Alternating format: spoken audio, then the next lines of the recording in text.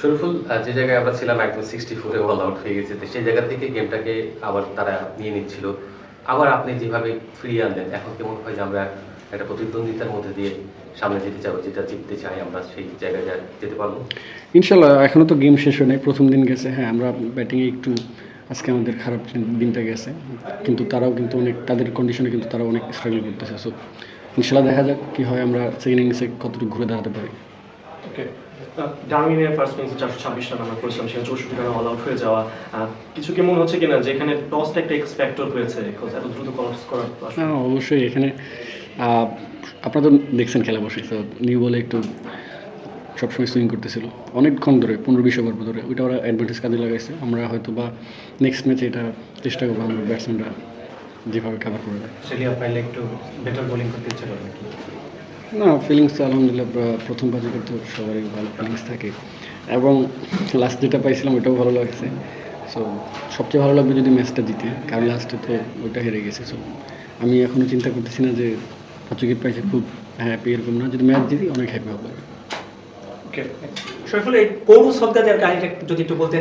সেটা আমার ব্যক্তিগত প্লিজ। আচ্ছা, যেটা হচ্ছে যে প্রশ্ন যে স্টারকোপ 6 উইকেট পেলেন, আপনিও 6 উইকেট পেলেন, দুজনেই ডানহাতি বামহাতি পেসার।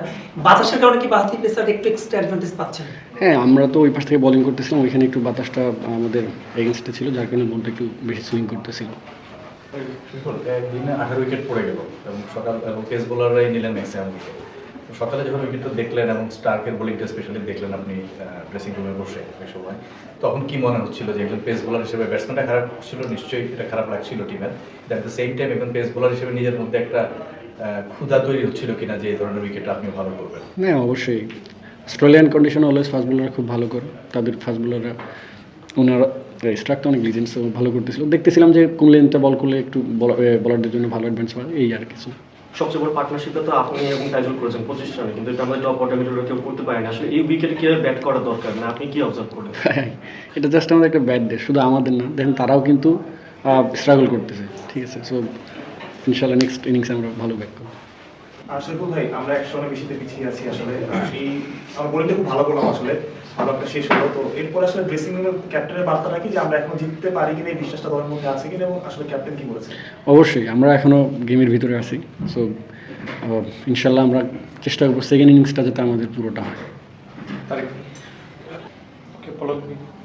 শরীফুল, আপনি যখন আপনার সাথে প্রথম প্রেস কনফারেন্স হয়েছিল, আপনি বলেছিলেন যে প্রথম টেস্টে জিততে না, মানে জেতার সময় আপনি বোলিং করতে না পারলেও ছবিতে অন্তত ছিলেন, এখন 5 উইকেট পেলেন।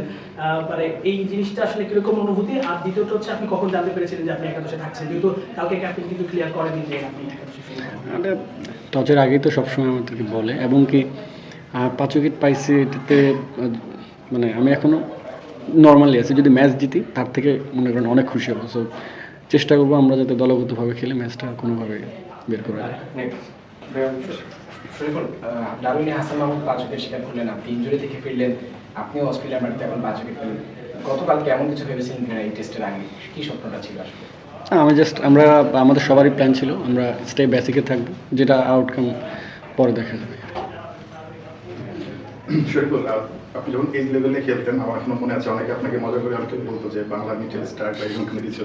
আজকে যখন একসঙ্গে দুইজন পারফর্ম করলেন, ওই ভালো লাগাটা আসলে কেমন ছিল? নাম্বার 2 হচ্ছে, আজকে দেখলাম যখন উইকেট পাচ্ছেন, 5 উইকেট পেলেন বা 6 উইকেট পেলেন, তখন ইবাদত এসে আপনাকে বুকেটে নিচ্ছে বা এরকম একটা কিছু করছে। সো ইবাদতকে ড্রপ করে যখন আপনাকে নেওয়া হচ্ছিল, আপনার কাছে মেসেজটা আসলে কি ছিল ড্রেসিং রুম থেকে, ক্যাপ্টেন কিংবা টিম ম্যানেজমেন্টের? মানে দুইটা কোয়েশন, আগে একটু ওটা জানতে চাই, এই লেভেলের যেটা বলতে অনেক সময় লাগে। না, অ্যাকচুয়ালি এক একজনের মানে এক একটা প্লেয়ার এক এক রকম বোলিং রান আপ, তারপরে বাট ওনার বোলিং এমনি ভালো লাগে।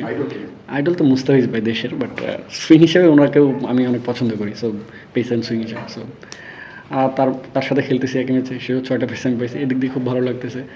আর একটা কি বললেন? একটা হচ্ছে ইবাদতকে দেখছিলাম আপনাকে জড়াতে ছিল, মেসেজটা কি ছিল ওকে ড্রপ করে আপনাকে নেওয়ার সময়? আমরা সবসময় অ্যাজ এ ফ্যামিলি, মানে ফ্যামিলি মেম্বারের মধ্যে থাকি, একজনের পাওয়াতে আরেকজন খুশি হয়, এই জিনিসটা অনেক ভালো লাগে। যে টিম থেকে মেসেজটা কি ছিল আপনাকে যখন? না, আমাকে নর্মাল যে আমি খেলতেছি, সো নর্মাল বেসিকে, এক্সাইটেড না বা ওভার কিছু করতে হবে তা না, তুমি জাস্ট যেটা নেটে করে আসতো সেটাই করো। শরীফুল, আর 2টা উইকেট আছে অস্ট্রেলিয়ার, এই 2টা উইকেট কি আপনি নেবেন কিনা? আর হচ্ছে এখানে আসার পরে কথা হয়েছে কিন্তু নিশ্চয়ই এই কন্ডিশনে কীভাবে বল করতে হবে, তার স্কিল বা যারা ক্যাপ্টেন রয়েছে তাদের সাথে আলোচনাটা কেমন? হ্যাঁ, সবার সাথে ক্যাপ্টেন থেকে বিশেষ করে ব্যাটসম্যানদের সাথে বেশি মানে কথা বলছে, কারণ তারা ব্যাটিং করছে, তারা ভালো জানে যে কোন লেন্থের বলটা খেলা একটু কঠিন। তারপর আমরা তো বলাররা সবসময় চ্যাটিং করি আর কি। আপনি স্টার্কের আপনার উইকেটটা নিয়েছে স্টার্ক, আবার আপনি তাকে বোল্ড আউট করেছেন, এই যে কাটাকাটি এই জায়গাটা কেমন লাগছে? না এটা তো কখনো বলে গয়ে নেওয়া যায় না। উনি আমাকে আউট করছে, আমি চেষ্টা করছি আমার বেস্ট বল করা, তো হয়ে গেছে আলহামদুলিল্লাহ। আর যখন আপনার বাংলাদেশ দল অল আউট হয়ে গেছে তখন ড্রেসিং রুমে আসলে বার্তাটা কি ছিল? না ড্রেসিং রুমে একটাই বার্তা ছিল যে এখনো কিন্তু খেলা শেষ হয় নাই, সো আমাদেরও টাইম আসবে, সো এই আর কি। সব ধরনের খেলার খবর পেতে সাবস্ক্রাইব করুন, সঙ্গে থাকুন খেলার পাতার।